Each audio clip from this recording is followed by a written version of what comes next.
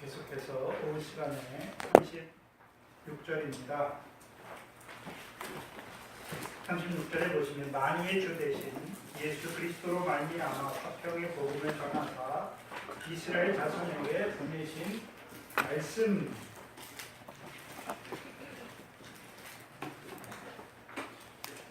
베드로가 이제 깨달았지요. 하나님의 뜻을 깨달았어요. 그렇죠? 하나님의 뜻을 깨달았다는 것은 이제 베드로가 뭐 하는 것입니까? 주께서 자기에게 명하신 것을 전하는 것이죠. 누구에게요? 이방인 고넬료에게 전하는 것이죠. 전하는데 그 시작을 베드로가 뭐라고 말씀합니까? 만유의 주 대신 예수 그리스도로 말미암아 화평의 복음을 전하사 이스라엘 자손들에게 보내신 말씀. 생각해 봐야 되겠어요. 이스라엘 자손들에게 보내신 말씀인데 지금 누구에게 전하는 것입니까? 이방인 고넬료에게 전하는 것입니다.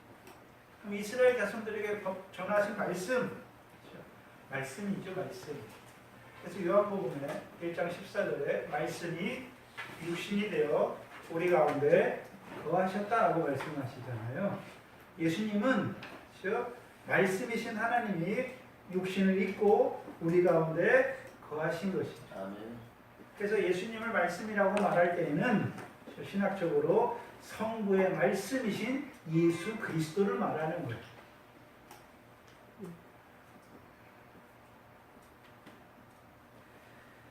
그럼 말씀이 육신이 되어 이 땅에 왜 오셨습니까? 왜 오셨나요? 이스라엘 자손에게 뭐를 전하기 위해서요? 화평을 전하기 위해서. 화평을 전하시는 거예요. 그러면 화평이라고 말할 때 헬라어로 에이레인데요. 평화란 말은 똑같아요. 평화예요, 평화. 평화인데 세상 사람들이 말하는 평화를 말하는 것입니까? 아니면 하나님과 하나님 백성의 평화를 말하는 것입니까? 세상 사람들이 말하는 평화가 아니에요. 그렇죠? 우리가 하나님과 죄를 지므로 하나님과 원수됐잖아요. 근데 누가 오셨어요? 예수 그리스도가 오셔서 죽으심으로 우리를 하나님과 어떤 자로 세웠습니까?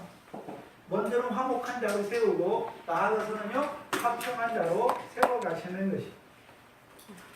그래서 에스겔서 37장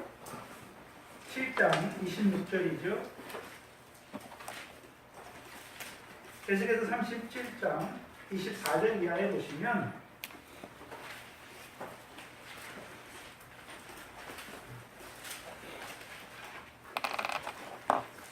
에스겔서 37장 24절 이하에 구약 1211페이지입니다. 한두 장 차이 날 수는 있습니다. 24절에 보시면 에스겔을 통해서 주신 예언의 말씀인데 내 종 다윗이 그들의 왕이 되리니 말씀하죠. 그럼 에스겔은 뭘 보고 있습니까? 그러면 이 에스겔은 다윗이 죽은 후에 한참 후의 사람이잖아요. 그럼 하나님이 다윗에게 주신 약속이 무엇이었습니까? 내 위에 앉을 자가 끊어지지 않을 것을 말씀하셨죠. 그럼 이제 지금 다니엘이 보는 것은 다윗에게 주신 언약을 이루시기 위해서 다윗의 자손으로 오신 예수 그리스도를 보는 거예요. 그래서 누가복음 1장 31절에 마태복음 1장 21절에 예수는 어떤 예수입니까? 자기 백성을 저희 죄에서 구원할 자이고, 누가복음 31장 31절 이하에는 마리아에게 주신 천사장 가브리엘이 마리아에게 주신 말씀인데 거기서는 아들을 낳으니 이름을 예수라 하라 말하고서 거기서는 자기 백성을 죄에서 구원할 자가 아니에요. 거기서는 어떤 예수입니까? 야곱집의 왕 노릇하실 예수예요.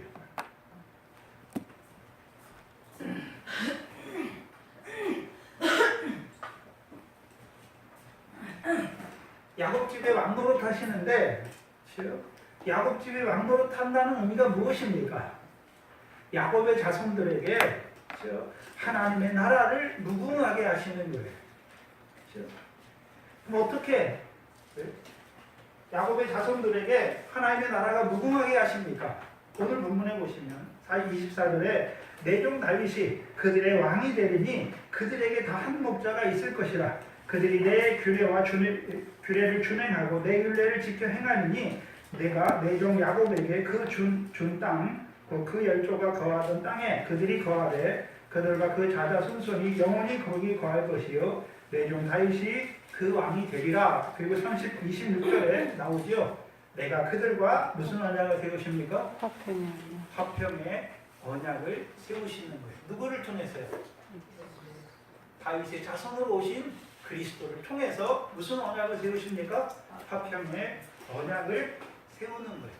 근데 그 화평의 언약은 무슨 언약입니까? 잠깐 있다가 없어지는 언약입니까? 영원한 언약입니까? 영원한 언약이죠. 그렇죠?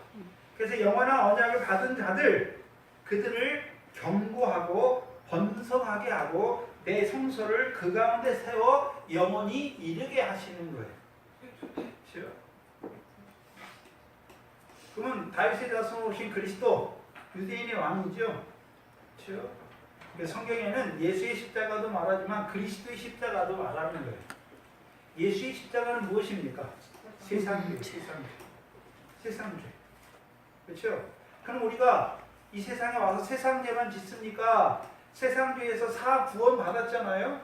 구원 받았고 이제 애굽에서 나왔어요. 물 세례 받고 나왔어요. 그런데 하나님께서 우리에게 율법의 말씀을 주시잖아요. 왜 주셨습니까? 거룩한 백성으로 살게 하시려고. 근데 그 말씀대로 살지 못하면 우리가 어떤 자입니까? 율법의 복을 받습니까? 율법의 저주를 받아야 되는 것입니다. 저주를 받는 거예요. 그래서 오늘날 예수 믿는 자들이 짓는 죄는 안 믿는 세상 사람들이 짓는 그런 죄가 아니에요. 물론 예수 믿는 자들 중에도 타락한 자들은 육적인 간음을 하고 살인하고 그런 죄를 짓지요. 그러나 대부분의 하나님 나라의 백성이 짓는 죄는 무엇입니까? 하나님 말씀 주셨잖아요. 거룩하게 살게 하려고. 하늘에 계신 하나님의 뜻대로 살게 하시려고 주셨는데 우리가 그렇게 살지 못하는 게 죄예요. 그렇죠? 그럼 그 말씀대로 살지 못하면 뭐가 임해야 되는 것입니까? 율법대로 살지 못하면 율법을 지키는 자에겐 복이 있지만 율법을 범하는 자에겐 반드시 뭐가 있습니까? 저주가 있잖아요. 저주가. 근데 갈라디아 3장 10절 13절에 율법의 저주에서 속량하신 그리스도의 십자가죠. 그래서 유대인의 왕으로 죽으시잖아요. 왜요? 유대에 있는 자들 하나님의 말씀을 받았잖아요. 근데 어떻게 살았습니까? 율법의 저주를 자취하는 자들로 살았던 그들의 죄를 위해서 십자가에 죽으시는 것이죠. 죽으실 뿐만 아니라 부활하시죠. 부활하신단 말이에요. 그래서 이제 저와 여러분이 그리스도의 십자가로 부르실 뿐만 아니라 부활의 도로 우리를 부르셨잖아요. 그래서 십자가의 도와 성경에는 십자가의 도만 있는 것이 아니라 부활의 도도 있어요. 그럼 부활의 도로 우리를 부르셨다는 의미가 무엇입니까? 십자가의 도는 예수 십자가의 도는 우리를 세상죄에서 구원하시는 것이고 그리스도의 십자가 도는 우리를 율법의 저주에서 속량하시는 그리스도의 십자가예요. 그렇다면 우리를 십자가의 도로만 부르셨습니까? 아니면 우리를 부활의 도로도 부르셨습니까? 부활의 도로로 부르셨다는 의미가 무엇입니까? 예수님께서 단지 죽었다가 살아나셨습니까? 구약의 선지자들의 예언은 그리스도의 고난과 후에 얻으실 영광이에요. 영광. 그래서 부활하셨단 말을 다른 말로요, 영광에 들어가셨다라고 말씀하는 것이고 베드로전서 1장 10절 이하에서는요, 영광을 얻으셨다라고 말씀하는 거예요. 그렇다면 우리가 그리스도와 함께, 그렇죠? 그리스도와 함께, 그렇죠? 그리스도로 말미암아 우리가 하나님께 의로운 자가 됐잖아요. 죄사함 받았죠. 그러면 이제 우리가 누구에게 나아가는 것입니까? 영광의 하나님께 나아가는 거죠. 그렇죠? 우리가 어떻게 그 영광의 하나님께 나아간다는 의미는 어떤 의미입니까? 하나님의 상과 영광을 받는 자로 세우는 거예요. 저와 여러분이 아들이잖아요. 아들이면 아버지께 뭐가 있습니까? 유업을 받는 것이고요. 근데 하나님이 우리의 아버지신데 하나님은 어떤 아버지십니까? 영광의 아버지시잖아요. 그럼 우리에게 뭘 주시기를 원합니까? 그 상과 영광을 주시기를 원하시는 것이죠. 근데 누구 안에서요? 그리스도와 함께한 후사가 되게 하시는 거예요. 그래서 우리에게 고난을 받게 하시는 이유가 무엇입니까? 영광을 얻기 위하여 고난도 받게 하시는 거예요. 우리가 이 세상의 영광을 바라봤다면, 그렇죠? 먹고 마시고 있는 대로, 육신 있는 대로 살아야 돼요. 그런데 저와 여러분이 바라보는 건 무엇입니까? 하나님의 영광을 바라봤단 말이죠.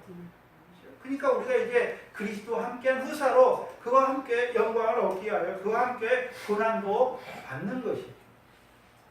그럼 그리스도의 부활이 나와 무슨 상관이 있습니까? 그리스도만 그 영광에 들어가는 것이 아니라 우리도요 그 영광을 그리스도 안에서 바라보는 자가 된 거예요. 아멘. 그러니까 저와 여러분이 그리스도만 고난받는 것입니까? 우리도 그 고난에 참여하는 것을 기뻐하는 거죠. 왜요? 고난이 있다는 것은, 그렇죠? 우리가 내가 하나님 앞에 잘못 살아서 받는 것은 그 고난이 아니에요. 고통이라고 말해요. 고통. 고난은 뭐 때문에 고난받는 것입니까? 믿음대로 살기 위해서 받는 것을 고난이라고 말하는 거예요. 그럼 우리에게 믿음대로 살게 하시는 이유가 무엇입니까? 고난받게 하셔서 그 고난대로 상과 영광을 얻는 후사로 세우시는 거죠. 그래서 우리가 성전이다. 이게 신약에서 우리가 성전이에요. 구약에서는 성막과 성전이 있잖아요. 성전에는 뭐가 충만해야 됩니까? 여호와 영광이 충만해야 돼요. 그러면 우리가 성전이잖아요. 성전이면 우리의 삶이 뭐가 충만해야 됩니까? 영광이 충만한 삶을 살아야 된다는 거예요. 근데 우리가 그렇게 사는 것이 아니라 성전이신 예수 그리스도께 나아가면 그가 그 영광을 보여주실 뿐만 아니라 우리로 하여금 은혜와 진리로 충만하게 하셔서 우리의 삶이 어떻게 하신단 말입니까? 상과 영광을 얻기에 합당한 세상의 후사가 되게 하시는 거예요. 하나님이 아브라함을 택하신 이유가 무엇입니까? 세상의 후사가 되게 하시려고. 근데 세상의 후사라는 것은 뭐 세상 것을 얻는 후사가 아니라 이 세상에서 아버지 하나님의 유업을 얻는 후사로 세우시는 거예요.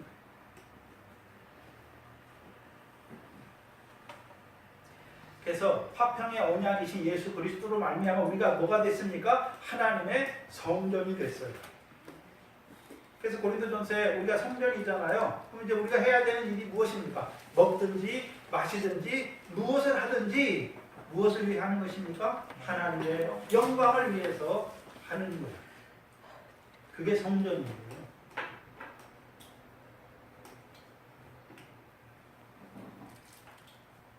그럼 원래 이 화평의 말씀을 누구에게 먼저 보내셨습니까? 이스라엘에게 보내셨다라고 말씀하잖아요. 근데 이제 베드로가 이 환상의 의미를 밝히 깨닫고서는 이제 누구에게도 주는 것입니다. 그 화평의 말씀을. 이방인인 고넬료에게도 주는 것입니다. 왜요? 왜요? 하나님이 이방인도 그 영광을 얻을 아브라함의 후사로, 아브라함의 자손으로 세우신 것을 깨달은 것이죠. 이때 이때 베드로가 뭘 깨달았습니까? 환상인데, 그렇죠? 환상이 무엇이었습니까? 육신적으로 볼 때는 이방인의 삶이 어떻습니까? 더럽고 부정해요. 근데 하나님은 뭐라 말씀하십니까? 내가 깨끗하게 했다라고 말씀해요. 내가 깨끗하게 한 것을 네가 왜 더럽다 하느냐라고 말하는 것이죠.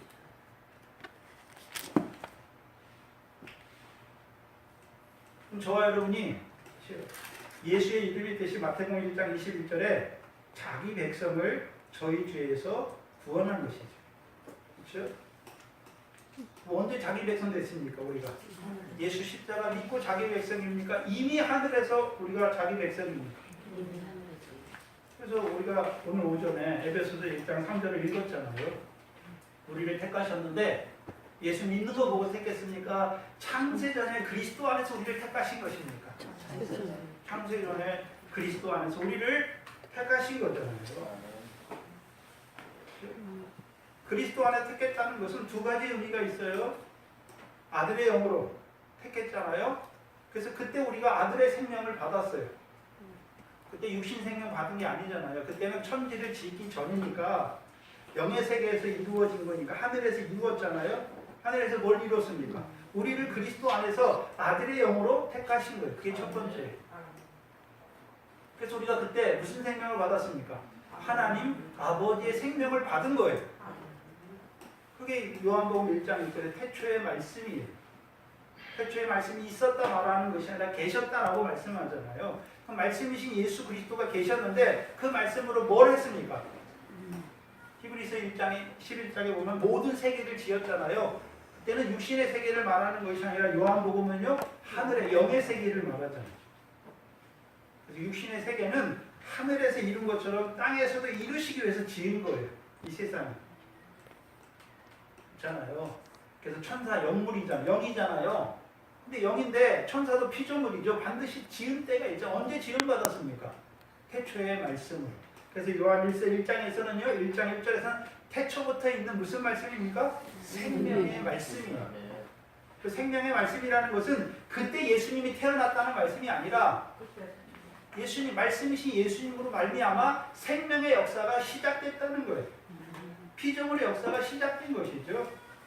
뭐가 시작됐습니까? 영이, 저와 여러분의 영이 지음받은 거예요.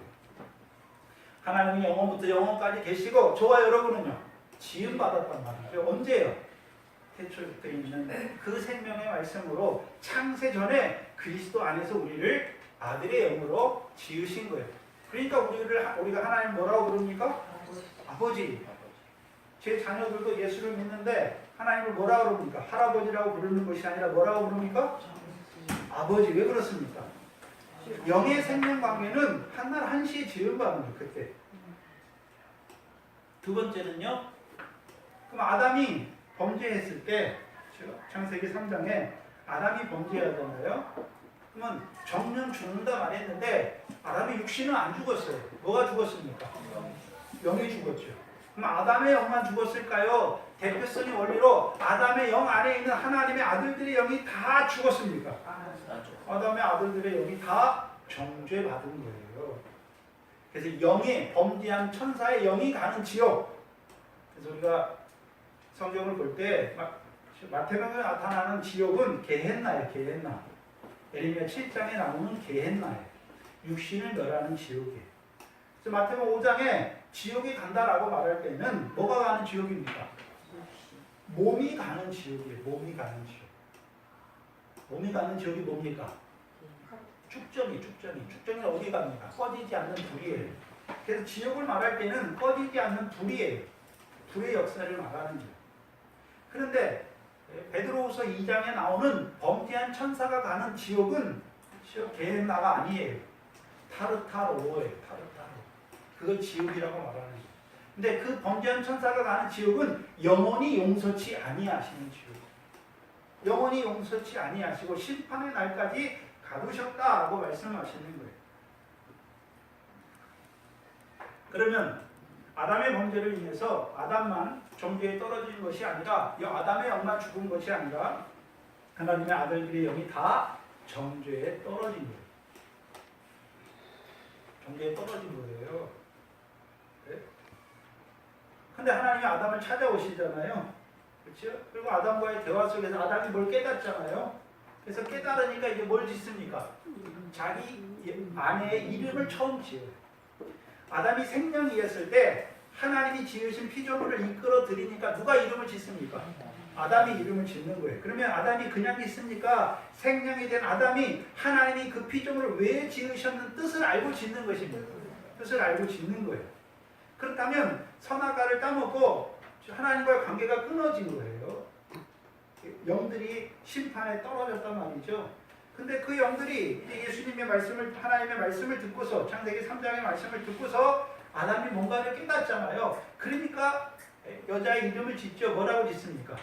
하와. 이름의 뜻이 무엇입니까? 모든 산자요. 그냥 산자의 어미가 아니에요. 모든 산자의 어미예요. 그러면 아담의 영만 살았습니까? 아담 안에 있는 모든 아들들의 영이 살았습니까? 모든 아들들의 영이 산 거예요. 영의 구원은 그때 이루어진 거예요. 그래서 제사가 있잖아요. 모세에게 주신 제사 있잖아요. 제사는 두 가지의 모양과 그림자예요. 식양이에요. 하늘에 있는 제사의 식양이에요. 그렇죠? 히브리서 8장 5절이고 히브리서 10장 1절 이하에서는 율법은요 장차 오는 좋은 일의 그림자잖아요. 그래서 하나님이 모세에게 제사의 제도 있잖아요. 성막을 통해서 하나님 앞에 제사 드리는 것을, 근데 구약의 이 성전에서 제사 드리는 그림자와 모형이잖아요. 어디 것의 그림자와 모형입니까? 첫 번째는 하늘에 있는 제사의 모양과 그림자, 식양이에요. 또한 다음에 하늘에서 이룬 것처럼 이 땅에 오셔서 자기 몸으로 죽으실, 우리를 위해 죽으실 한 몸이 되셔서 예수 그리스도의 단번에 죽으심으로 우리가 거룩함을 얻잖아요. 그래서 한 몸, 대속제물로 속건제물로 오셔서 하나님의 백성을 위하여 죽으시는 것이죠. 예수 그리스도예요. 그래서 하늘에서 이루신 제사 멜기세덱이죠. 하나님의 대제사장이잖아요. 그렇죠? 그래서 멜기세덱의 히브리서 7장에 풀잖아요. 시작도 없고 끝도 없고 조건도 없고 어미도 없고. 누구를 말하는 것입니까? 사람을 말하는 게 아니에요. 영의 구주를 말하는 거예요. 그럼 예수님이 이 땅에 오셔서 우리의 제사장으로 오셨잖아요. 그럼 예수님이 하늘의 영으로 계실 때도 우리의 무엇으로 계셨습니까? 제사장으로 계신 거예요. 그래서 계시록에서 일찍 죽임을 당한 하나님의 어린 양이에요.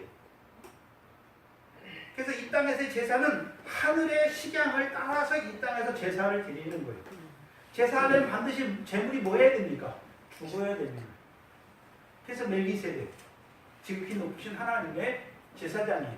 그럼 예수는 멜기세덱의 영이, 하늘에서 구원을 이루신 영이 육신을 입고 이 땅에 오신 육신의 제사장이에요. 왜 이 땅에 왜 오셔야 됩니까? 우리가 하늘에 있을 때는 이 세상 죄를 짓지 않아요. 육신을 안 입었기 때문에. 그러나 우리가 육신을 입고 이 땅에 오면 무슨 죄를 짓습니까? 세상 죄를 짓는 거예요. 세상 죄를. 그래서 고린도전서 5장 5절에 간음하잖아요. 책망해도 그걸 끊지 않는 거예요. 그리고 오히려 사도 바울을 대적해요. 그러니까 사도 바울이 뭐라 합니까? 이런 자를 악한 자에 사단에게 내어 주었다라고 말해요. 그럼 사단에게 내어 준 자 성경에 많이 나오잖아요. 사울, 여호와의 신인데 여호와의 부르신 악신에게 내어줬죠. 가인 어떻습니까? 악한 자에게 속한 자잖아요. 사단에게 속한 자예요. 사단에게 내어줬어요. 그럼 사단이 하는 일은 무엇입니까? 영의 구원도 멸하는 것입니까? 육신만 멸합니까? 사단에게 내어주었으니 이는 육신은 멸하고 영은요 주 예수의 날에 구원을 받는다라고 말하는 거예요. 그래서 저와 여러분이 예수 믿으면 대부분의 사람들이 세상에서 난 사람이 예수 믿는 줄 알아요. 아니에요. 창세전에 그리스도를 우리를 택했고 멜기세덱의 영으로 영원한 구원, 영의 구원을 이루셨어요. 그리고 육신이 이세 보냈어요. 그리고 예수로 보내셔서 자기 백성을 저희 죄에서 구원하시는 거예요. 왜 구원하시는 것입니까? 죄 사함을 받지 못하면 죄의 삭은 무엇입니까? 사망이에요. 죄 사함을 주셔서 이제요 하나님의 은혜, 그리스도의 은혜를 받는 자로 세우는 거예요. 그 사랑, 죄인을 사랑하시는 그 사랑을 입는 자로 세우는 거예요. 왜요?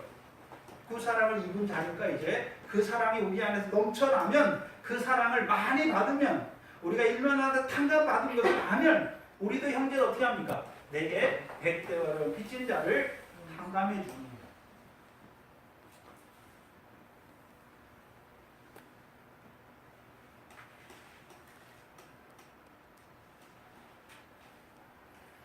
그래서 하늘에서 이룬 것 같이 땅에서 이루어 가시는 거예요.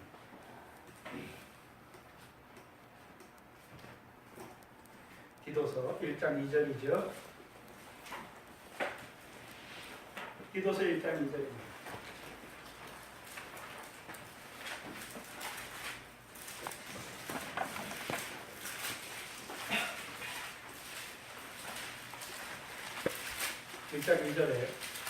일장 1절은 사도 바울이 사도 된 거, 뭐 때문에 사도 되었나 보여주시는데 2절에 보면 디도서 1장 2절에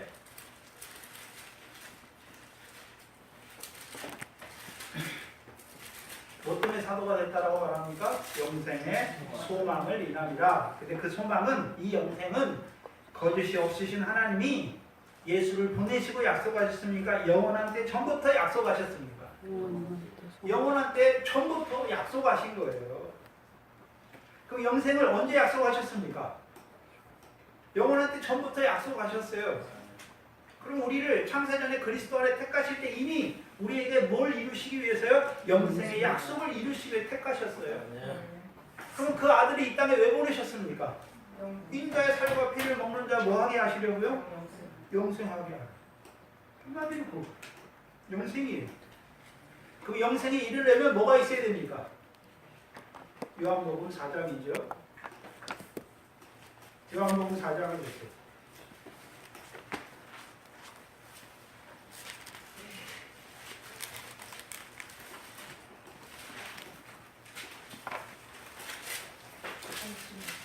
(36절이죠) 요한복음 4장 36절에 거두는 자가 이미 싹도 받고 영생에 이르는 뭐요? 영생에 이르는 뭡니까? 열매잖아요. 열매. 그럼 영생은 한마디로 무엇입니까? 열매 맺는 생명으로 사는 거예요. 뭐 하는 자로 산다고요? 열매 맺는 생명으로 사는 거예요. 그래서 마태복음 25장 31절에 인자가 올 때 자기 영광의 보좌 앉을 때 우편에 있는 자들에게 그렇죠? 창세로부터 예비된 나라를 상속하라라고 말씀하시죠. 그리고 그 마지막에 무엇입니까? 좌편에 있는 자들은 영벌에 우편에 있는 자들은 영생을 상속한다라고 말씀하십니다. 그럼 우리가 이 땅에서 인자가 오시기 전에 심판의 보좌 앞에 이 땅에서는 무엇입니까? 영생에 이르는 열매 맺는 생명으로 사는 거예요. 그게 영생이에요. 그럼 이제 그 열매대로 하나님께서 이제 열매 맺는 백성 하나님 나라의 유업을 얻잖아요. 언제요? 인자가 자기 영광의 보좌에 앉을 때.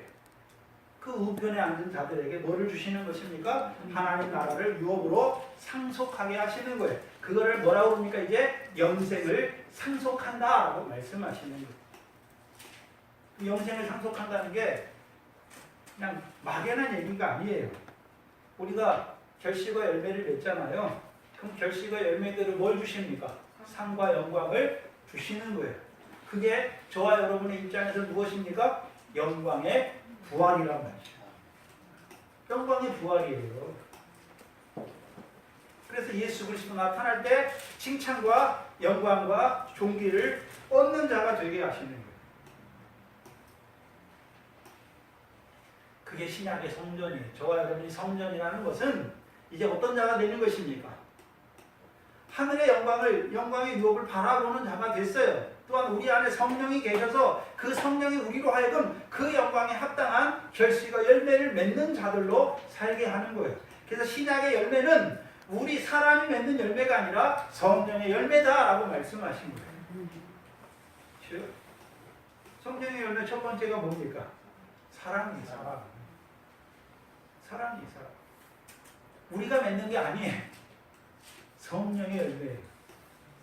그럼 성령이 우리에게 사랑의 열매를 맺게 하시기 위해서 하시는 일이 무엇입니까? 하나님의 사랑을 우리 마음에 먼저 부어주세요. 그렇죠? 근데 그 사랑이 우리 안에 뜨겁게 불타오르면 이제 우리가 어떤 자가 되는 것입니까? 육체와 함께 정과 욕심을 불태우는 자가 되는 거예요. 못 받는 자가 되는 거예요. 그러니까 이제 우리가 육체를 가지고 있는데 육체와 함께 정과 욕심이 못 박혔어요. 그럼 이제 뭐로만 삽니까? 성령으로만 살고 성령으로만 행하니까 성령의 일을 이루게 되는 거예요. 그것이 무엇입니까? 열매예요. 열매. 그럼 오늘 우리가 성전이라는 것은 오늘 우리가 그 성령으로 하나님의 사랑을 입고 또한 우리가 그 상과 영광에 합당한 결실과 열매를 맺는 몸으로 살고 있습니까? 그게 성전이에요.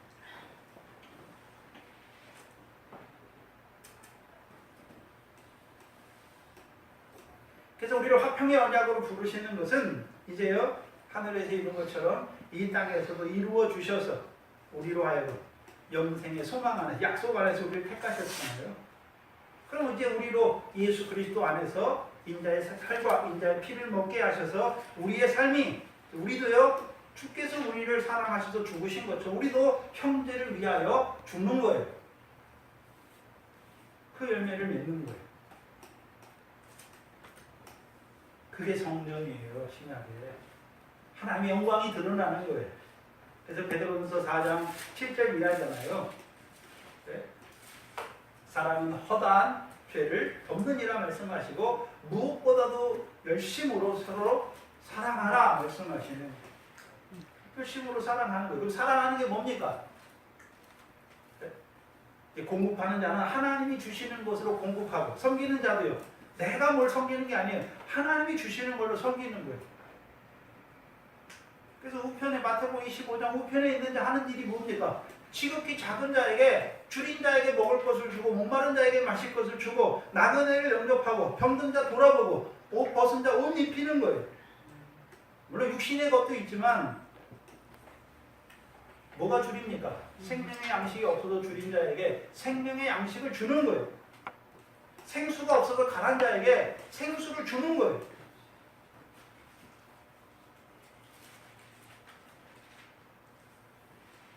나그네 영접하는 것이잖아요. 벗은 자, 육신의 옷을 벗은 게 아니에요. 그리스도로 옷 입었는데 벗고 있는 거예요. 그리스도 밖에 있단 말이죠. 그러면 그리스도로 옷 입히는 거예요. 옥에 갇힌 자, 어디 옥에 갇혔습니까? 지옥에 갇혔잖아요. 그 몸이 몸으로 살아요. 근데요, 형제를 헤아리고 판단하고 오른 눈으로 음욕을 행하는 그 몸이에요. 지옥불의 역사를 이루는 그 몸, 갇혔잖아요. 영이 옥에 갇힌 거예요. 돌아보는 것이, 병든 자 돌아보는 것이, 그게 하는 거예요.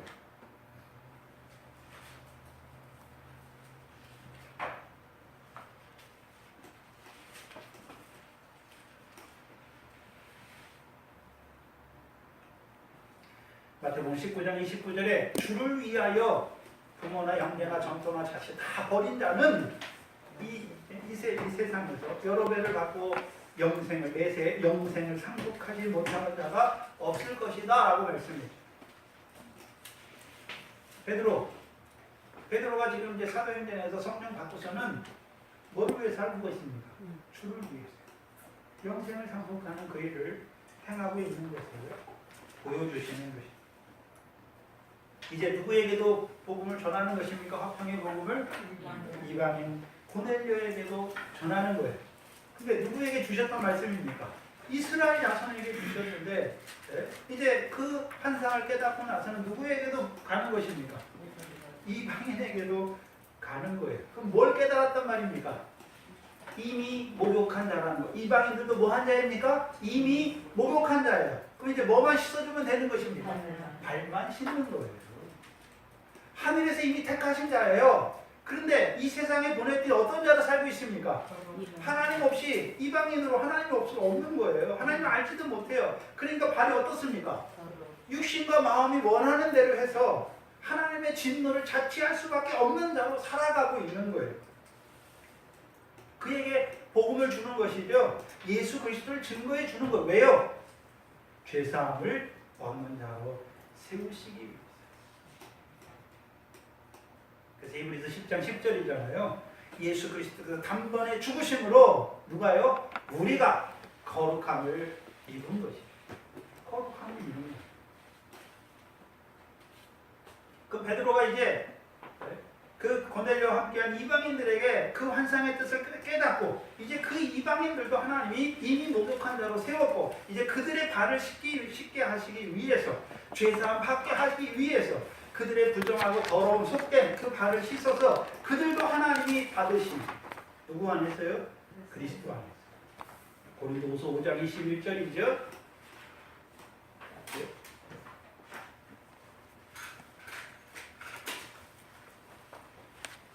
하나님이 죄 없으신 자로 하여금 죄를 삼으셔서 십자가에 죽으신 이유가 무엇입니까? 우리로 하여금 하나님 앞에 의로운 자, 우리를 하나님 앞에 의로운 자로 세우시기 위함이죠. 그럼 이제 베드로가 하는 일이 무엇입니까? 이 고넬료를 누구로 말미암아? 복음으로 말미암아 하나님 앞에 어떤 자로 세웁니까? 의로운 자로 세우는 거예요. 그래서 로마서 1장 17절에 복음에는 하나님의 의가 나타났죠. 그렇죠? 로마서 3장에 보면 예수 그리스도잖아요.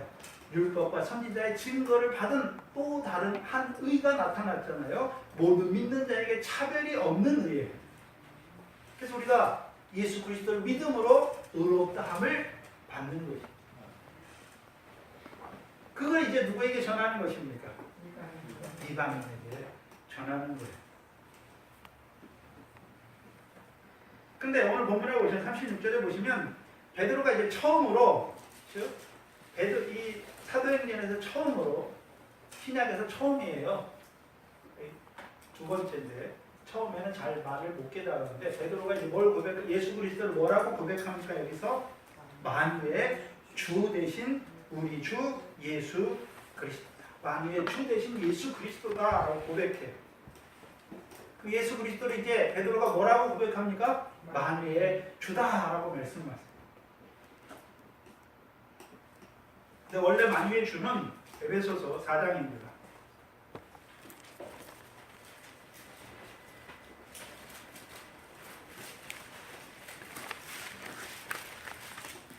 에베소서 4장입니다.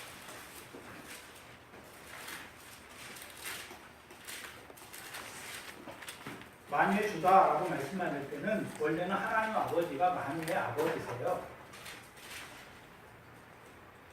에베소서 4장 6절이죠. 하나님도 하나이시니 곧 만유의 아버지시다. 성경은 누구를 보고 만유의 주다, 만유의 하나님이시다라고 말합니까? 하나님 아버지에 대해서 말씀하시는 거예요. 6절에 보시면 하나님도 하나시니 곧 만유의 아버지시라 라고 말씀하시고 만유 위에 계시고 만유를 통일하시고 만유 가운데 계신 하나님이다 라고 말씀해요. 근데 베드로는 이제 만유의 주, 여기 주라는 개념은 뭐냐면 하나님이라는 개념이에요. 하나님. 그래서 구약에서 주 여호와라고 말할 때는 여호와가 하나님이다라는 뜻이에요. 근데 신약에는 그러면 하나님 아버지는 하나님이십니까? 네? 십자가에 죽으시고 부활하신 그 예수를 주와 그리스도, 우리의 하나님이 되게 하셨습니다.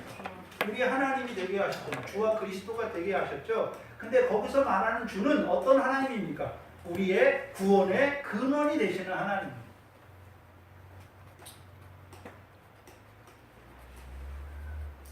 그 예수님을 만유의 주라고 말하잖아요. 이 처음 말하는 거예요. 근데 그 앞에 나와요. 그럼 하나님을 만유의 하나님이라고 말할 때는, 이 만유라고 할 때는 영어로 그냥 all이에요. all. 모든 것의 하나님이시다 라고 말씀해요. 모든 것의 하나님이시다.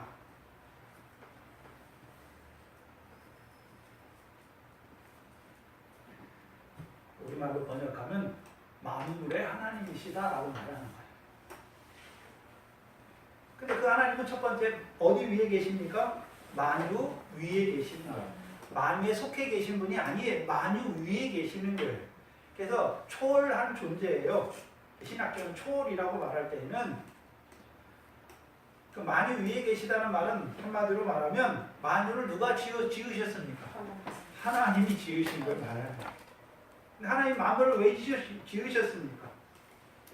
그래서 히브리서 11장에 모든 세계가 하나님의 말씀으로 지어준 줄 우리가 안다라고 말씀했잖아요. 그럼 하나님이 이 만물을, 모든 것을 지으신, 모든 세계를 지으신 이유가 무엇입니까? 하나님의 뜻이잖아요. 하나님의 경륜을 이루시기 위해서.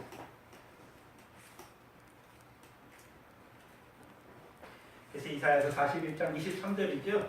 이 백성은 특별히 그 중에 만유 중에 만물 중에 특별히 하나님의 백성들이죠. 이 백성은 왜 지었습니까? 내가 나를 위하여 지었나니 나의 찬송을 부르게 하려 합니다. 라는 말씀이 있습니다. 그럼 찬송을 우리가 하나님을 어떻게 찬송합니까? 거저주시는 바 그 은혜의 영광을 찬송하게 하기 위해서 우리를 지으셨어요.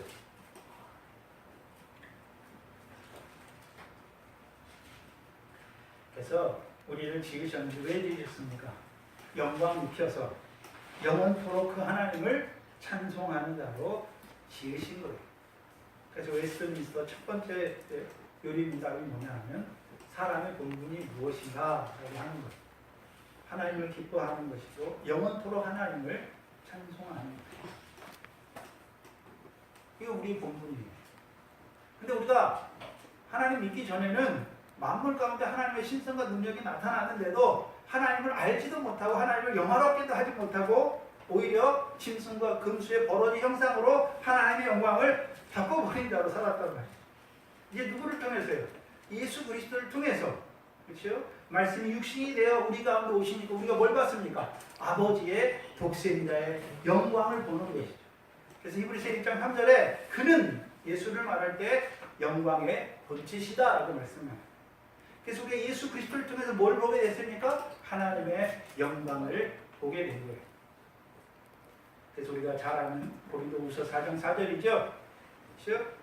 우리 마음에 하나님이 예수 그리스도의 얼굴에 있는 하나님의 영광을 아는 빛을 비춰주신 거잖아요. 그렇죠?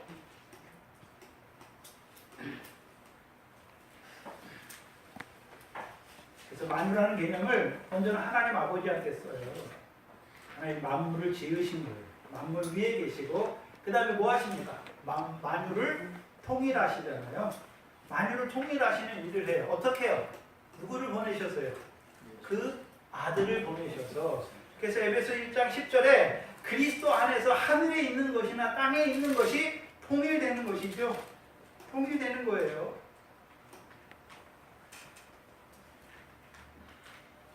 그리고 이제 만유 가운데 계시다라고 말하잖아요. 만유 가운데 계시다고 하는 것은 그 만유를 통일하시는 그 일을 누가 이루어 가십니까? 하나님이 이루어 가시는 거예요. 하나님이 이루어 가는 거예요. 하나님이 그 아들도 보냈고 그 아들이 십자가에 죽을 때 그 아들을 주와 그리스도가 되게 하셨고 그 아들을 높이셔서 그 아들에게 아버지의 약속하신 성령을 부어주어서 그 아들을 믿는 자에게 성령을 주게 하신 거예요. 그럼 아들을 베드로가 지금 아들을 예수 그리스도를 만유의 주다라고 고백할 때는 히브리서 1장이죠.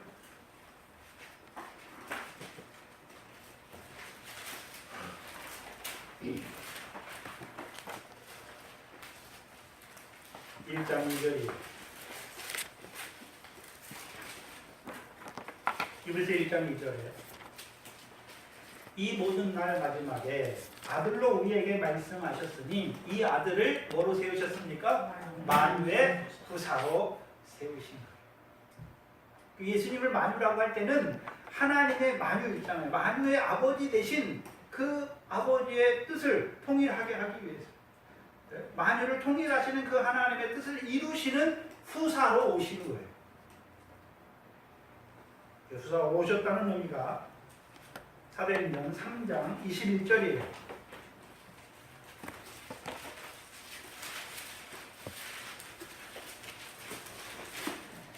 근데 제가 주석들을 좀 살펴보는데 이 만유를 제대로 풀어놓은 주석이 없어요. 3장 21절에 하나님이 영원 전부터 거룩한 선지자의 입을 의탁하여 말씀하신 바 만유를 회복하실 때까지 하늘이 마땅히 그를 뭐한다라고 말합니까? 받아들이라. 하늘이 받아준다는 말이니까 하나님 보좌 우편에 앉으셨다는 말입니까? 하나님 보좌 우편에 앉으셨잖아요. 앉으셔서 뭐 하십니까? 만유를 회복하시는 거예요.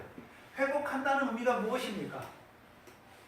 하나님이 영원한 때 전부터 약속하신 그 약속을 이루어 가시는 거예요. 오늘 이루어 가시잖아요. 그래서 우리를 먼저 복음으로 부르시는 거예요. 부르시는 거예요. 자기 백성을 부르셔야 되잖아요. 그 부르시기만 합니까? 이제 믿는 자에, 복음을 믿는 자에게 죄사함을 줄 뿐만 아니라 성령을 따라나게 하셔서 하나님 나라의 백성으로 세우시는 것입니까? 하나님 나라의 백성으로 세우시는 거예요. 그렇죠? 그래서 하나님 나라의 백성을 신약에서 뭐라고 말합니까? 하나님의 교회다 또는요 하나님의 성전이다 라고 말하는 거예요. 하나님 나라 백성이다 라고 말하는 거예요. 근데 하나님 나라 백성을 하나님 나라 백성으로 부르시면 다 됐습니까? 하나님 나라의 백성으로 부른 자들에게 이제요 하나님 나라의 일이 무엇인지를 가르치시는 거예요. 그렇죠? 그래서 복음은 회개하고 복음을 믿으라. 뭐가 가까이 왔습니까? 하나님 나라가 가까이 왔다라고 말씀합니다. 그럼 여기 아직 복음을 알지 못하는 자들은 하나님 나라에 대해서 죽은 자예요. 죽은 자.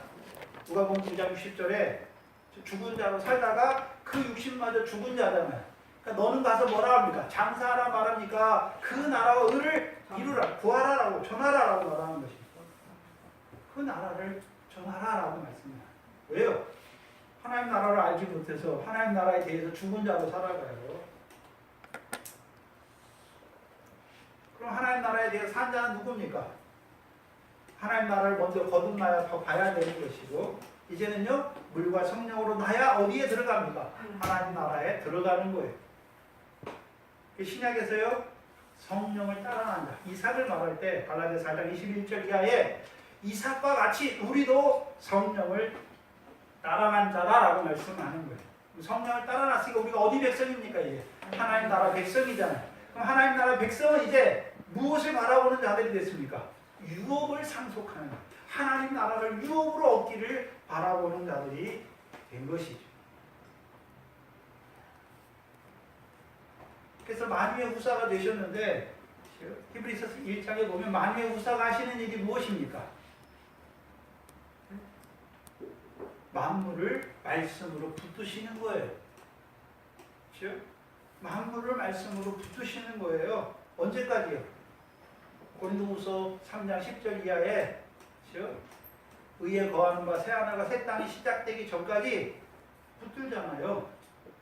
이제 그 날 여호와의 날이 임하면 이제 하나님이 만물을 다 어떻게 하면 어떻게 풀어버려요. 그럼 어떻게 됩니까? 하늘과 땅에 있는 것들이 다 불 가운데 다 타지는 거잖아요. 그리고 의에 거하는 바 새 하늘과 새 땅이 시작되는 거예요. 언제입니까? 예수 그리스도가 오실 때. 그렇죠? 예수 그리스도가 오실 때, 그래서 마태복음 19장 28절이죠. 세상 인자가 세상이 새롭게 되어 인자가 자기 영광의 보좌에 앉을 때를 말하는 거예요. 그럼 세상이 새롭게 된다는 의미는 저와 여러분의 어떤 의미입니까? 부활의 몸을 입고 살아가는 시대가 된 거예요. 이제. 그때도 육신으로 사는 것이 아니라 부활의 몸을 입고 살아가는 자들이 됐단 말이죠. 그 부활의 몸은 그냥 단순히 죽었다가 사는 부활입니까? 일한 대로 상과 영광으로 갚아주어서 그 영광의 부활에 들어간 그 부활의 몸을 입고 하나님과 영원토록 사는 것입니다.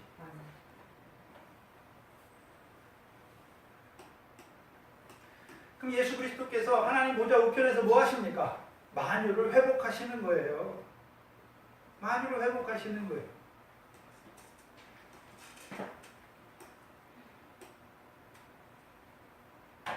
특별히 아까 우리가 에베소서 1장 21절 이하에 만유를 회복하시는 그분이 교회의 머리시잖아요. 교회의 머리가 되셔서 뭐 하십니까? 교회를 충만케 하시죠. 은혜와 진리로 충만케 하시는 거예요. 그래서 우리로 하여금 어떤 자로 사는 것입니까? 이 만물을 지으신 하나님의 뜻대로 살게 하는 거예요. 그게 창세기 1장에서는요. 하나님의 형상대로 지음받아서 하나님의 복을 받아서 만물을 다스리는 자로 살게 하시는 거예요. 이제 만물의 지배를 받는 자가 되는 게 아니에요. 지배를 받는 자는 종이에요. 종. 진 자는 이긴 자의 종이잖아요. 우리가 세상을 사랑하면 세상의 종이에요. 죄악에 지면 죄의 종이잖아요. 예수 그리스도가 하는 일이 무엇입니까? 죄에서 이기게 하는, 진리를 알지니 진리가 너희를 자유케 하리라. 자유케 하는 것이고, 또한요 세상이나 세상에 있는 것을 사랑하게 합니까? 네? 세상이나 세상에 있는 것들을 사랑치 않는 자로 살아가게 하는 것입니다. 어떻게 해요? 믿음이잖아요.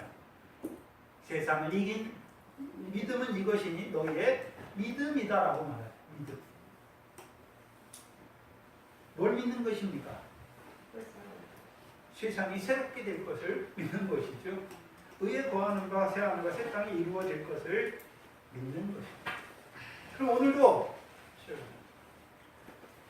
예수 그리스도를 이제 베드로가 뭐라고 말합니까? 만유의 주다라고 말하는 거예요. 그 만유의 주다라고 말할 때에는 왜 이방인에게 복음을 전할 때 베드로가 왜 예수 그리스도를 만유의 주다라고 말하는 것입니까? 이제 회복하는 거예요. 뭘 회복하는 것입니까? 창세전에 그리스도 안에 택할 때 유대인들만 택했습니까? 모든 하나님의 아들의 영들을 택했습니까? 모든 아들의 영들을 택한 거예요. 근데 육신으로 이 땅에 보내실 때 율법 시대 아브라함의 자손으로 보내신 거예요. 그렇죠? 그래서 창세기 12장 3절에 아브라함에게 모든 족속이 너를 인하여 복을 받을 것이라는 말씀을 갈라디아 3장 8절이 풀잖아요. 모든 이방이 믿음으로 말미암아 의로 정하실 것을 성경이 미리 알고 아브라함에 뭘 전했습니까? 복음을 전했지. 그럼 이제 이 베드로가 예수를 만유의 주라고 할 때는 뭘 깨달았습니까? 아, 이방인들도 하늘에서 어떤 자입니까? 하늘에 속한 모든 신령한 복으로 복을 받은 자들이다.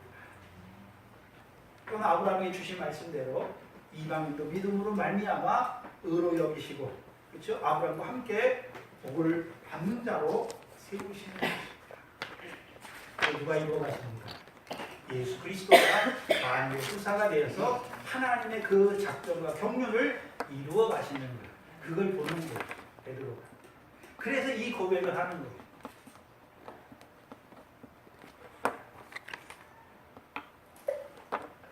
그리고서 이제 그 고넬료와 그 이방인들에게 이제 증거해요.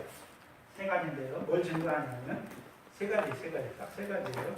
첫 번째가 예수님의 생애, 두 번째가 십자가, 세 번째는 부활이에요. 근데 여기서는 특별히 부활했는데 부활하신 재판장이다라고 말씀하세요. 37절에 보시면 곧 말씀인데 그 말씀에 대해서 이제 설명하는 거예요. 곧 요한이 그 세례를 반포한 후에 라고 말씀하죠. 그 요한의 세례, 첫 번째가 요한의 세례를 반포한 후에 그 다음에 갈릴리에서 시작된 거예요. 그래서 마태복음 4장을 보시면 요한이 요게 갇히잖아요. 그러니까 예수님께서 고향을 떠나 갈릴리 가버나움에 가서 사시니 이는 성경에 이사야로 하신 말씀을 이루려 하십니다 라고 말씀하고 스불론 땅과 납달리 땅과 해변길과 이방의 갈릴리요 흑암에 앉은 자들, 사망의 땅에 앉은 자들에게 큰 빛이 비추었다라고 말씀하시는 거예요. 그럼 세례요한의 세례가 뭘까요? 물세례예요, 물세례. 사도행전 18장이죠.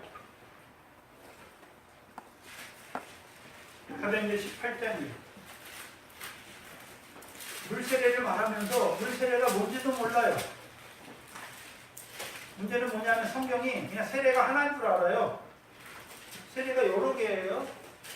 물세례가 있고 예수 그리스도 이름으로 세례가 있고 성령 세례가 있고 또 그리스도 예수 합한 세례가 있고 예수님이 십자가를 마지막에 앞에 놓고 내가 이 세례를 받기를 원하노라 라고 말씀하신 마지막 세례가 있는 거예요. 그러면 물세례, 세례는 순서적이에요. 사도행전 18장에 보시면 18장 24절 25절에 보시면 아볼로가 있어요. 아볼로가. 근데 유대인인데 알렉산드리아에서 난 아볼로라 하는 유대인이 에베소에 이르니 이 사람은 학문이 많고 성경에 능하지요. 성경에 능해. 근데 그가 25절에 그가 일찍 주의 도를 열심으로 배워 열심으로 예수에 관한 것을 자세히 말하며 가르쳐요. 근데 무슨 세례만 합니까? 요한의 세례만. 그럼 물세례는 뭡니까? 누구에 대해서 자세히 말하며 가르치는 것입니까? 예수에 대해서 자세히 말하며 가르치는 거예요. 그럼 물세례만 아는 자들은 19장 1절 이하에 보면 알아요. 사도행전 19장 1절 이하에. 아볼로가 고린도에 있을 때 바울이 윗지방으로 다녀 에베소에 와서 예수 어떤 제자들을 만나니 가로되 너희가 믿을 때 성령을 받았느냐? 가로되 아니라 우리는 성령이 있음도 듣지 못하였노라. 바울이 가로되 그러면 너희가 무슨 세례를 받았느냐? 말하니까 뭐라 그럽니까? 요한의 물세례. 요한의 물세례는 누구만 아는 것입니까? 요한이 누구를 가르쳤습니까? 요한복음 1장 29절에 예수님이 자기에게 오시는 걸 보고 그의 제자들과 백성들에게 보라 세상 죄를 지고 가는 하나님의 어린 양이다 라고 말씀합니다. 예수는 자기 백성을 저희 죄에서 구하는데 어떤 죄입니까? 세상 죄에서 구원하신 거예요. 그러니까 성령이 뭔지도 몰라요. 그래서 모세와 함께 이스라엘 백성이 애굽에서 나와서 홍해를 건너잖아요. 그것을 뭐라고 말씀합니까? 고린도서 10장에 바다와 구름 가운데서 물세례 받은 거예요. 그래서 누가복음 7장 29절 30절이잖아요. 모든 백성은 세례 요한의 세례를 의롭다고 여기잖아요. 근데 백성의 서기관들과 그들은 세례 요한의 세례를 저버리죠. 스스로 하나님의 뜻을 저버렸다라고 말씀하는 거예요. 그래서 이스라엘 역사에서 세례 요한은 제사의 패대다임이 바뀌는 거예요. 그래서 누가복음 3장에 보면 죄 사함을 얻게 하는 회개의 세례예요. 그럼 그 전까지는 세례 요한이 오기 전까지는 죄 사함 받으려면 어디에 나가야 됩니까? 양과 염소와 생축을 가지고 성전에 나가야 되는 거예요. 그래서 짐승의 피로 죄 사함을 받아야 되는 거예요. 근데 세례 요한이 오고 나서는 이제 짐승의 피로 나가는 것입니까? 예수를 믿는 믿음이 되는 것입니까? 세상 죄를 지고 가는 예수잖아요. 죄 사함을 얻게 하는 세례란 말이죠. 문제는 무엇입니까? 물 세례는 받았는데 예수의 십자가는 아는데 너는 알지 못합니까? 성령이 있음도 알지 못했다라고 말하는 거예요.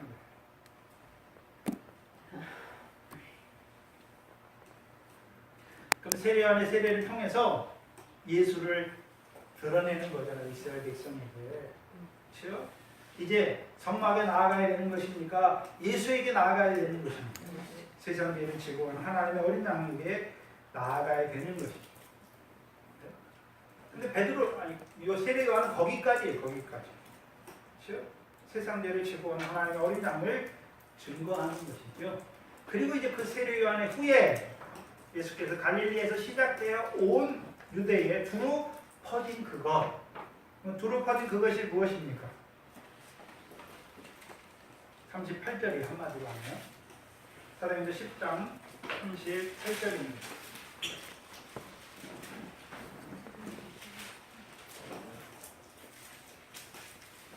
뭡니까? 하나님이 나사렛 예수에게 성령과 능력을 기름 붓듯 하셔서 저가 두루 다니며 착한 일을 행하시고 마귀에게 눌린 모든 자를 고치셨으니 이는 하나님이 함께 하셨습니다. 예수님이 생애를 말하는 것이에요. 세례 요한이 죽으신 후에 예수님께 어디로 가셨습니까? 갈릴리 가버나움에 가서 사시잖아요. 그래서 가버나움에 어디 나옵니까? 요한복음 6장에 생명의 떡을 주신 곳이 어디입니까? 가버나움. 자기가 이제 갈릴리에 가서 자기가 뭐라고 말하는 것입니까? 생명의 떡이다 라고 말씀하는 거예요. 그래서 세례 요한의 세례 후에 이제 갈릴리에서부터 시작됐어요. 예수님이 갈릴리에 시작됐는데 요한복음 마태복음 4장에 보니까 갈릴리에 가셔서 사셨는데 뭘 이루기 위해서요? 큰 빛을 비추시는 거예요. 큰 빛을. 큰 빛을 비추시는 거잖아요. 큰 빛을 한마디로 하면 무엇입니까? 생명의 빛이에요. 생명의 빛. 그것을 한마디로 말하면요. 복음이에요. 회개하고 복음을 믿으라 하나님 나라가 가까이 왔다 말씀하신 거예요.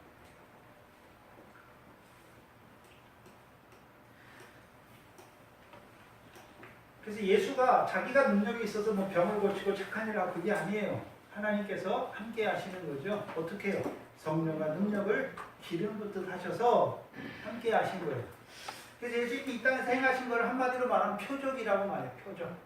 병을 고치고 뭘 하고 한 게 다 뭡니까? 귀신을 쫓아내고 한 게 다 뭡니까? 표적이에요. 표적. 그래서 요한복음 20장 30절 31절 이 표적을 기록한 이유가 무엇입니까? 예수가 하나님의 아들 그리스도임을 증거하는. 증거하는 이유가 뭡니까? 믿게 하려고. 뭐하게 하려고요? 예수가 하나님의 아들 그리스도임을 믿게 하려고. 누가 믿습니까? 물세례 예수에 관해서 믿어진 자들이 이제 표적을 볼 때 예수가 누구의 아들이라고 믿는 것입니까? 하나님의 아들인 것을 믿는 거예요. 그래서 사도행전 2장이죠. 2장 22절이죠. 22절. 사도행전 2장 22절이죠.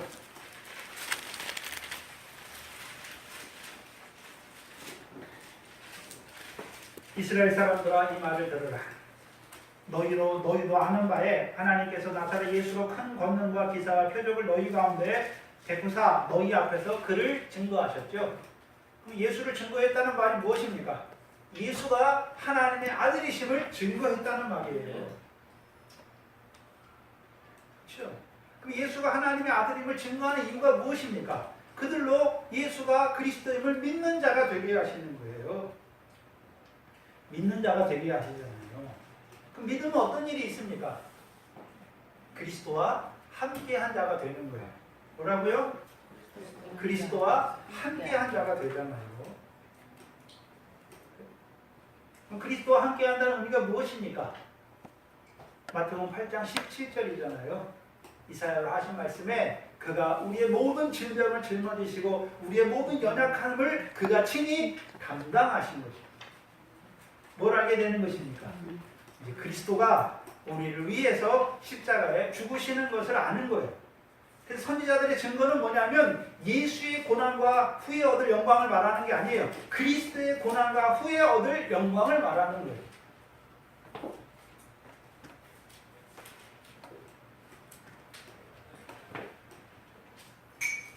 그래서 그리스도를 믿는 자로 세우는 거예요. 그래서 그리스도와 함께한 자로 세우는 거예요. 그래서 마태복음 12장 23절에 나와 함께 하지 않는 자는 나를 반대하는 자야. 나와 함께 모으지 않는 자는 나를 해치는 자다라고 말씀을. 거기서 나는 마태복음 11장 2절부터 시작해요. 그리스도의 하신 일을 세례 요한이 듣고 혹 자기 제자들을 보내잖아요. 당신이 그입니까? 아닙니까? 그러면서 그리스도가 하신 일이 뭡니까? 복음을 전하고 병든 자 고치고 귀신 들린 자 나가게 하잖아요. 그럼 우리로 그리스도와 함께한다는 의미가 뭡니까? 우리의 병을 누가 짊어지셨습니까? 그리스도께서. 우리의 연약함을 누가 짊어지셨습니까? 그럼 병은 어디서 왔습니까? 죄에서 왔잖아요. 그래서 예수님이 병을 나으라 할 때 병을 나으라 말합니까? 네 죄사함을 받았다라고 말씀합니다. 죄사함을 받았다라고 말씀합니다. 그러면 우리가 세상 죄에서는 구원받았잖아요. 그래서 율법을 주셨어요. 그래서 하나님 말씀대로 살아야 돼요. 근데 하나님대로 말씀대로 살지 못해요.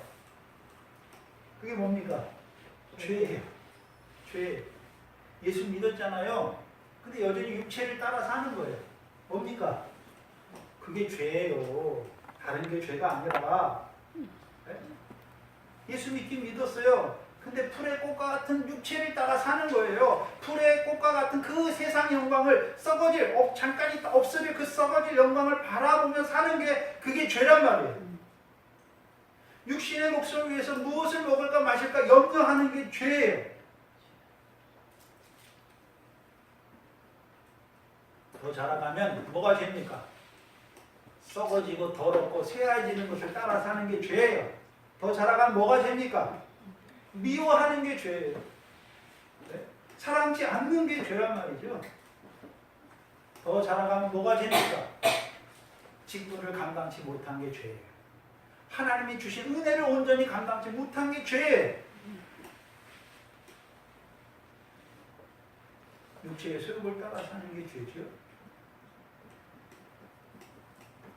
우리가 무슨 죄인이니까 사도 바울이 죄인의 괴수로니까 무슨 큰 죄를 짓는 게 아니에요. 죄가 더 깊어지는 거예요. 전에는 죄로 알지 못해서 이게 죄인지 몰랐어요. 근데 이제 나를 이렇게 은혜로 긍휼을 입혀 불렀는데 그 은혜를 온전히 드러내지 못하는 그게 죄로 여기는 거죠. 그래서 저와 여러분은 그리스도와 함께한 자예요. 그리스도와 함께하면 그리스도께서 나의 모든 연약함과 나의 모든 질병을 누가 짊어지십니까? 그리스도께서 짊어지시는 거예요. 또한 반대로 그러면 그 다음은 그리스도와 함께 모으는 자잖아요. 뭘 모으는 것입니까? 알곡을 모으는 거죠. 한마디로 결실과 열매를 모으는 자로 살아가는 거예요. 그게 그리스도와 함께 모으는 자예요.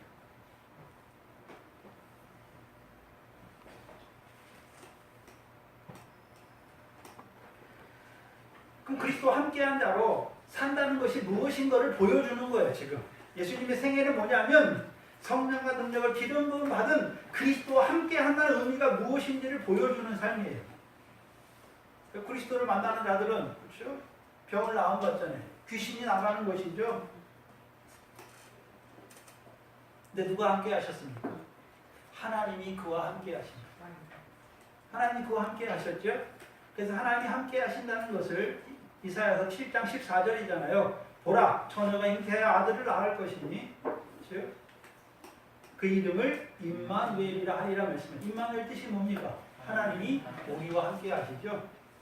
하나님이 누구를 통해서요? 그 아들을 통해서 우리와 함께 하십니다. 신약에서는 우리가 그리스도 안에 있어야 하늘에 계신 하나님이 누가 되는 것입니까? 우리 아버지가 되는 거예요. 그게 주기도문이에요. 하늘에 계신 우리 아버지여라고 말해요. 전에는 아버지를 몰랐어요. 근데 그리스도 안에 있으니까 하늘에 계신 분이 그리스도의 아버지입니까? 또 우리의 아버지기도 하십니까? 우리의 아버지잖아요. 그럼 그리스도는 우리와 무슨 관계가 있습니까? 히브리서 2장 11절이죠. 거룩하게 하시는 아들이고 우리는요 거룩하게 함을 입은 아들이고.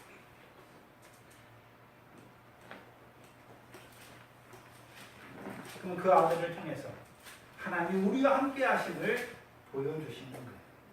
그럼 하나님이 백성과 함께하는 곳을 뭐라고 말합니까? 성전이라고 말하는 거예요. 성소라고 말하는 거예요. 그럼 하나님이 우리와 함께한다는 의미는 삼위일체적인데요. 우리가 하나님 뭐라고 부르는 것입니까? 아버지라고 부르는 거예요.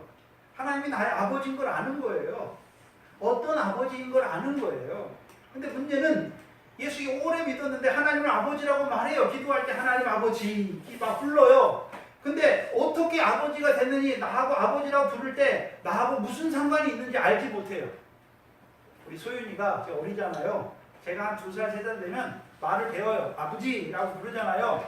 근데 육신의 아버지를 부를 때 그냥 가르쳐 주니까 부르지만 그 아버지가 나하고 무슨 상관이 있는지 모르잖아요. 아버지의 DNA를 받은지 모르는 거예요.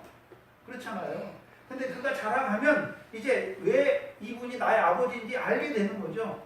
우리도 똑같아요. 우리도 모를 때는 하나님을 아버지라고 부르면서 어떻게 아버지가 되시고 왜 아버지가 되는지 무슨 상관이 있는지 알지 못했잖아요. 근데 그리스도 안에서 거룩함을 입은 그 그리스도를 누가 보내주셨습니까? 아버지 하나님께서 보내주셨어요. 우리 그리스도 안에서 우리도 하나님을 아버지로 부르는 자들로 세워주신 거예요.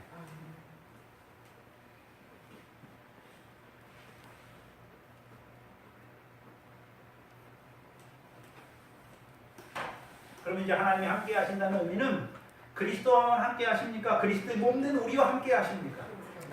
그럼 우리와 함께 한다는 의미가 뭘까요? 예수님 이 땅에 보내셨는데 그럼 이 땅에 와서 자기 마음대로 사니까 자기를 보내신 이의 뜻과 일을 이루는 것입니다. 우리가 하나님과 함께 한다는 것은 단순히 하나님을 아버지라고 부르는데 그치는 게 아니에요. 우리의 삶이 어떻습니까? 하나님의 뜻을 이루는 삶이 되어야 됩니다. 그게 하나님이 함께 하시는 삶이에요. 그것을 출애굽기 34장에서는요. 여호와는 어떤 하나님이십니까? 자비롭고 은혜롭고 노하기를 더디하고 인자와 진실이 많은 하나님이죠. 그 하나님이 목이 곧은 백성과 함께 하세요. 그들의 죄와 악을 사하시고 그들을 주의 기업의 백성으로 삼으시는 하나님. 오늘 하나님 우리와 함께 하신다. 누구를 통해서요? 예수 그리스도를 통해서. 예수 그리스도를 통해서 우리의 죄악을 사하시고 우리를 어떤 자로 세웁니까? 그리스도와 함께한 후사로 그 영광을 얻을 자로 세우시는 하나님이시다.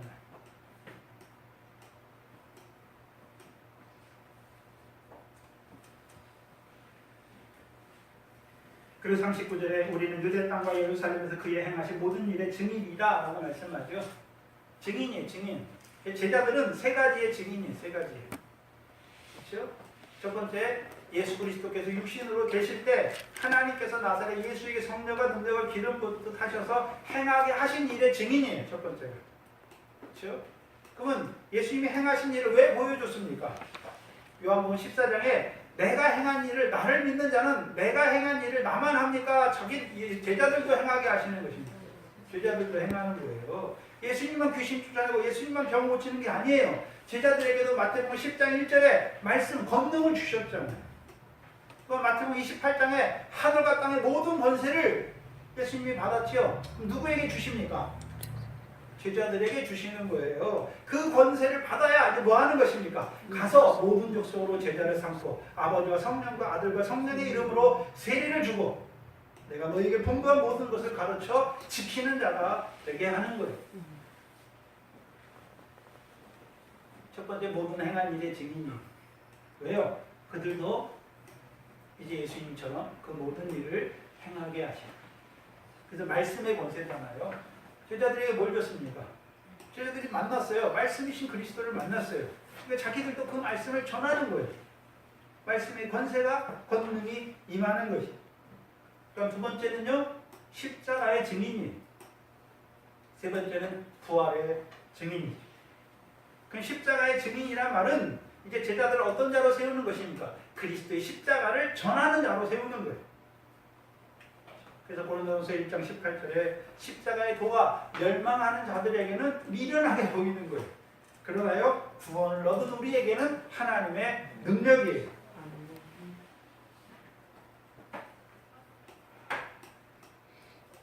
또한 부활의 증인으로 세우시죠. 부활의 증인은 40절, 41절이에요.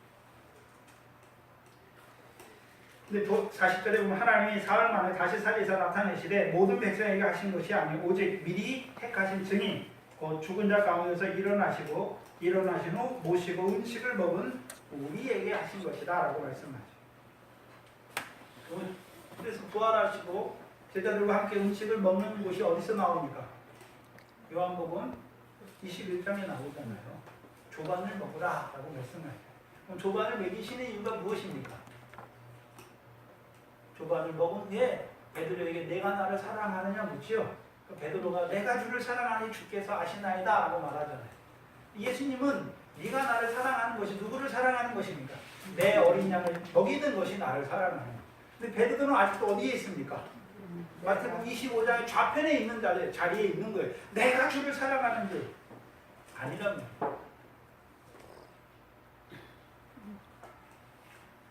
보내시는 거예요. 이제 조반을 먹은 자들에게. 그렇죠? 왜 보내십니까? 하나님의 내 어린 양을 먹이게 하시기 위해서, 내 양을 치게 하시기 위해서, 내 양을 먹이게 하시기 위해서. 세 가지 중에 세 가지. 보내시는 거예요.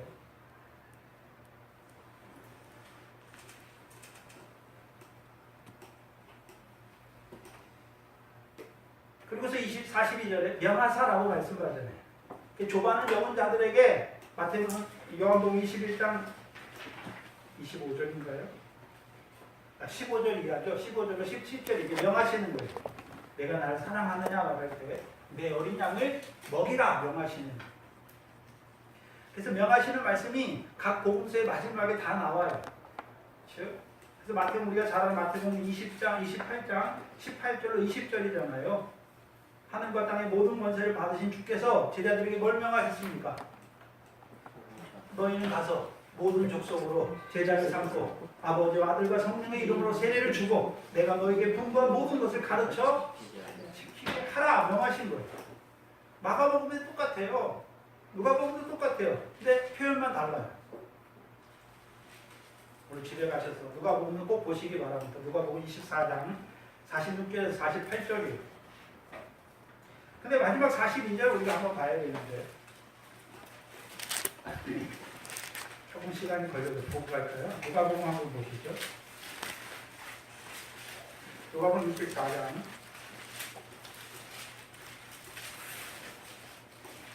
46절, 47절이죠. 또 이르시되 이같이 그리스도가 고난을 받고 제3일에 죽은 자 가운데 살아날 것과 또 그의 이름으로 죄사함을 얻게 하는 회개가 예루살렘으로부터 시작하여 모든 족속에게 전파될 것이 기록되었으니 너희는 이 모든 일에 뭐라고 말합니까? 증인이다. 그러면 고난만 말씀하면 됩니까? 고난과 부활을 같이 말해야 되는 것입니다. 고난과 부활을 같이 말하는 거예요. 그래서 사도행전 복음이라고 말할 때는 사도행전 2장 36절이잖아요. 너희가 십자가에 못 박은 예수를 하나님이요 주와 그리스도가 되게 했다. 그래서 이제 세례 받는데 예수로만 세례 받습니까? 예수 그리스도 이름으로 세례 받습니까? 예수 그리스도 이름으로 세례 받는 거예요. 그러면 예수 그리스도의 이름으로 세례를 받는 자들은 예수의 십자가만 믿었습니까? 십자가에 죽으신 예수를 하나님이 주와 그리스도가 되게 하신 것까지 믿는 거예요.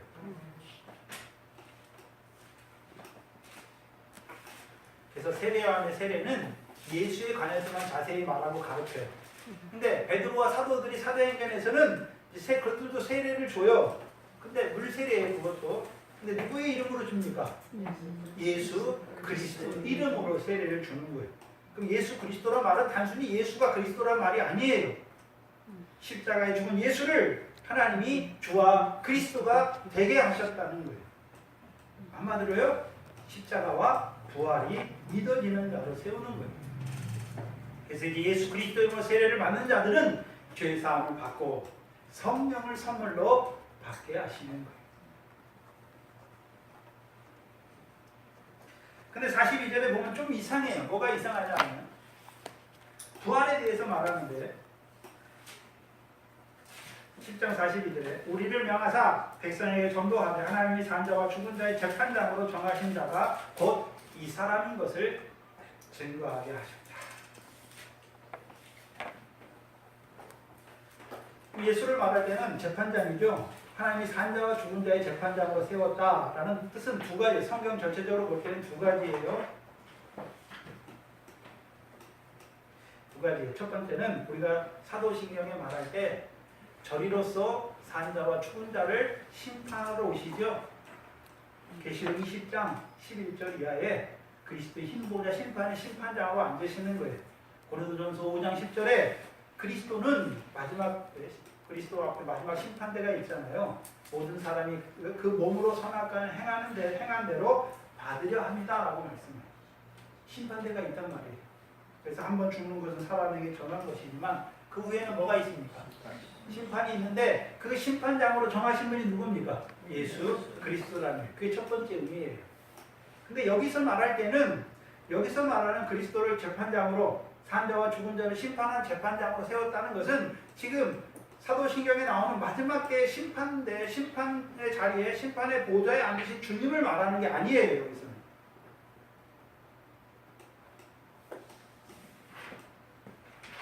그럼 뭘 말할까요? 이사야서 33장입니다.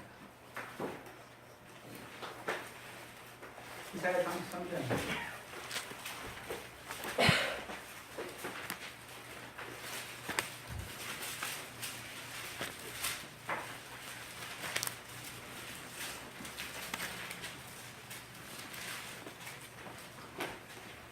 제가 어려운 말을 하는 게 아니에요. 성경에 있는 걸 말하는 거예요. 자, 이사야서 33장 22절을 보시면 대저 여호와는 우리의 뭐라고 말씀합니까? 재판장이요, 재판장이시요 여호와는 우리에게 율법을 세우신다. 율법의 입법자와 재판장이죠. 하나님을 말할 때, 여호와를 말할 때는 율법의 입법자와 재판장이시잖아요. 재판장이신데, 근데 그 여호와가 우리의 왕이세요. 근데 그 재판장이 하는 일이 뭡니까? 재판하시는 것입니까? 여기서는 구원하시는 것입니까? 구원하는 거예요, 구원.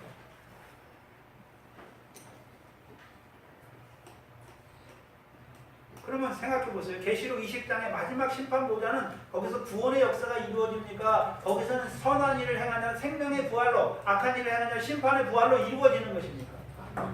그 여기서 말하는 이 베드로가 말하는 산자와 죽은 자의 재판장으로 세웠다는 말은 그 마지막 심판대를 말하는 게 아니란 말이에요.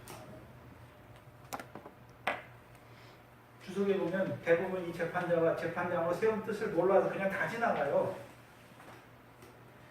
그럼 하나님 우리 왕이시잖아요. 그렇죠? 여호와가 왕이신데 시편 2편 6절이잖아요.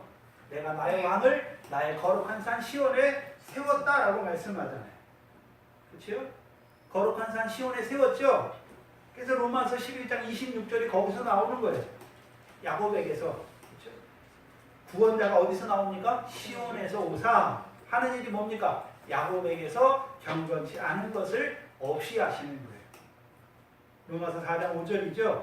경건치 아니한 자를 의롭다 하시는 하나님을 믿는 믿음이죠. 그럼 시온에서 오시는 구원자, 곧 왕이잖아요. 그렇죠? 스가랴서 9장 9절에 예루살렘 딸들아 시온의 딸들아 기뻐하고 즐거워하라. 너희 왕이 너희에게 임하나니. 그는 무엇을 베푸는 것입니까? 구원을 베풀죠. 무슨 구원을 베푸는 것입니까? 무슨 구원을 베푸는 것입니까? 경건치 않은 것에서 돌이키시는 거예요. 경건치 않은 것에서 돌이키시는 거예요. 그 뒤에 너희 죄를 없이 할 때에 내가 이룰 언약이 이것이다 라고 말씀하는 거예요. 새 언약이죠.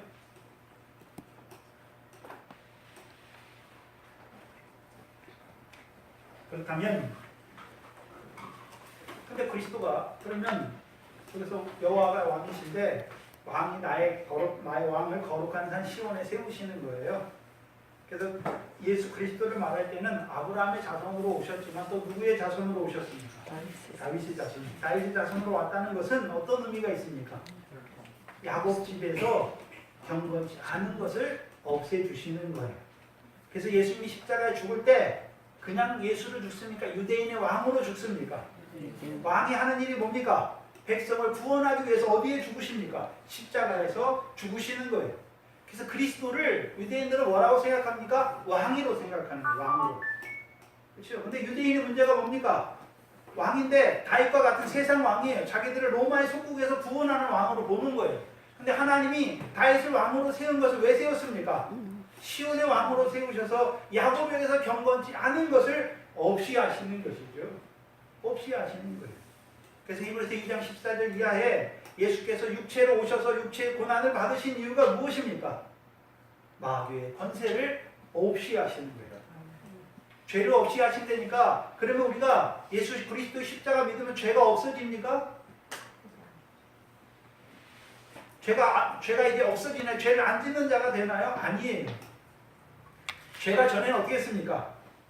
율법이 쏘는 것은 죄요. 죄의 권능은 사망이 쏘는 것은 죄요. 죄의 권능은 율법이잖아요. 전에 율법이 말씀이 왔으니까 율법이 나를 죄인으로 만들잖아요. 고발하잖아요. 그 죄로 말미암아 사망이 내게 역사했잖아요. 근데 그 사망의 권세를 없이 하셨죠. 그러니까 죄가 있어요. 우리가 죄를 져요. 근데 죄의 법 아래 있습니까? 죄가 더한 것에 은혜가 더하시는 것입니까? 은혜가 더하는 거잖아요. 그게 세계명의 첫 번째 들판이에요. 하나님 우리를 사랑하시죠? 어떤 우리를 사랑하십니까? 죄인인 우리를 사랑하시죠. 그래서 그리스도를 말할 때 로마서 10장 4절에 그리스도는 율법의 마침이 되었다라고 말씀하세요. 율법의 마침이 무엇입니까? 사망이 쏘는 것은 죄요. 죄의 권능은 율법이잖아요. 근데 그 율법의 역사가 처음에는 뭘 이뤘습니까? 죄를 이루고 죄가 사망을 이뤘잖아요. 근데 그리스도 안에 있으면 죄가 사망에 나아갑니까? 죄가 사망에 나아가기 전에 죄가 더한 것에 은혜가 넘치게 하십니다.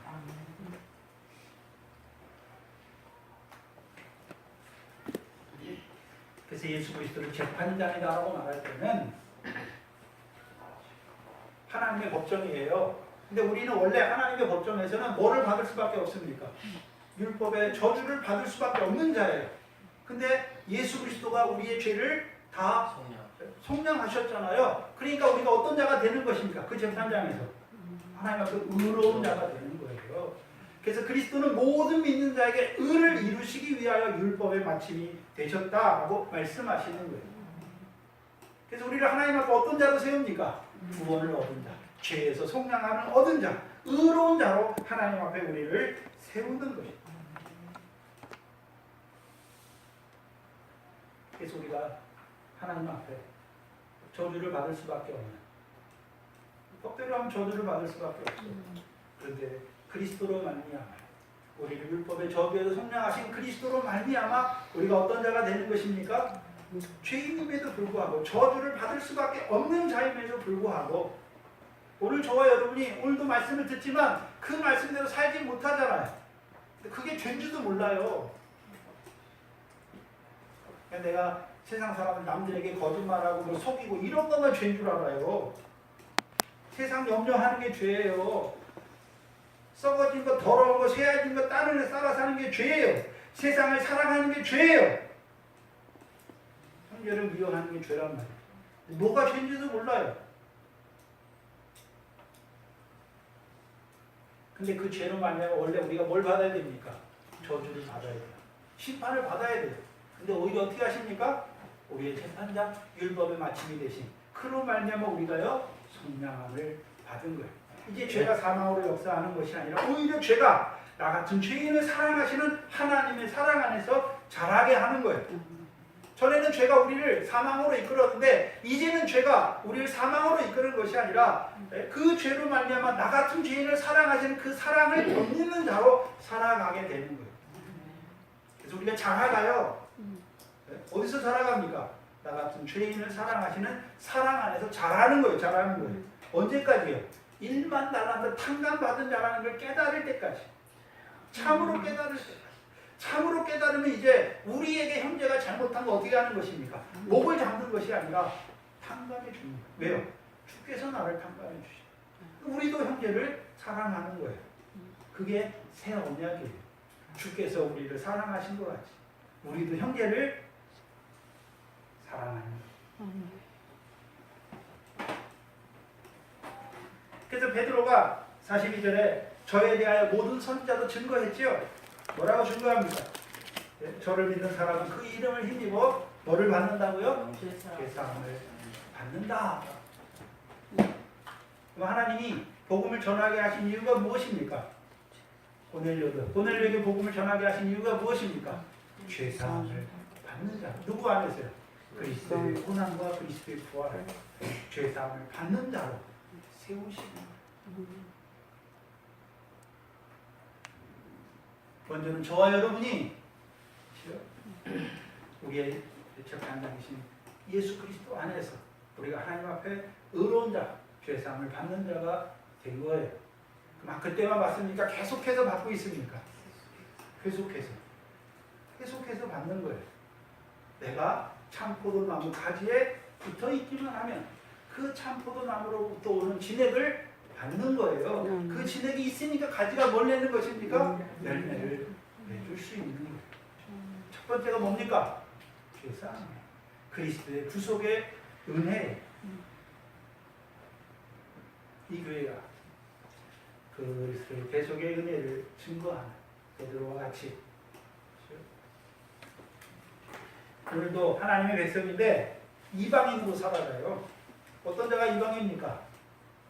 육신의 목숨을 위해서 무엇을 먹을까? 자기는 하나님의 백성이라고 말하는데 하나님이 보실 때에는 여전히 예수 믿지만 육신의 목숨을 위해서 무엇을 먹을까 마실까? 이방인의 삶을 살고 있는 그에게 그것이 뭐라는 걸 알려줘야 되는 것입니다.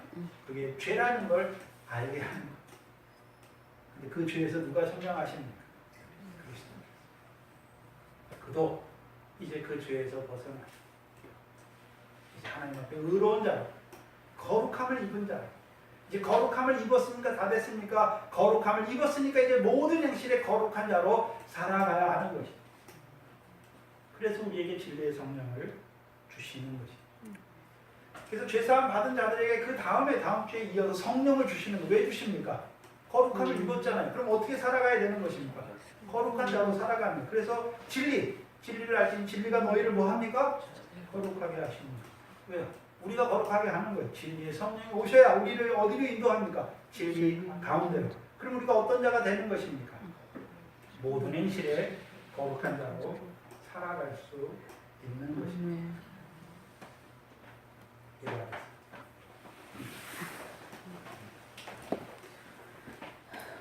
하나님 감사합니다.